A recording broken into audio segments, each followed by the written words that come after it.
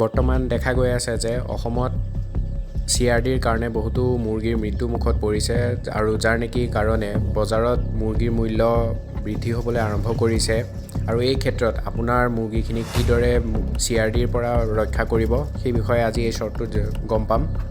প্ৰথম কথা হৈ গ'ল যে প্ৰথমতেই আপুনি মুৰ্গীখিনিক ৰাণীখেত ভেকচিনটো কৰাই থ'ব যাতে আপোনাৰ ৰাণীখেত বেমাৰে আক্ৰমণ কৰিব নোৱাৰে আপোনাৰ মুৰ্গীখিনিক। আৰু তাৰ পিছৰ কথাটো হৈছে যে মুৰ্গীক সপ্তাহত যোনে যেনেকৈ পাৰে 2 বাৰ 3 বাৰ 4 বাৰ যেনেকৈ পাৰে ৰাতিপুৱাৰ পানীত আদা খুন্দি, নহৰু পিচি, জালুকৰ গুড়া, আজৱাইনৰ গুড়া এই সকলোবোৰ আপোনাৰ 2 পৰা 3 দিন ভাগে ভাগে দিবলৈ চেষ্টা কৰিব যাতে আপোনাৰ CRD মুৰ্গীৰ কাষ চাপিব নোৱাৰে। এনেকুৱা ধৰণৰ ইনফৰ্মেটিভ শ্বৰ্টছৰ বাবে মোৰ চেনেলটো ছাবস্ক্ৰাইব কৰি ল'ব। ধন্যবাদ।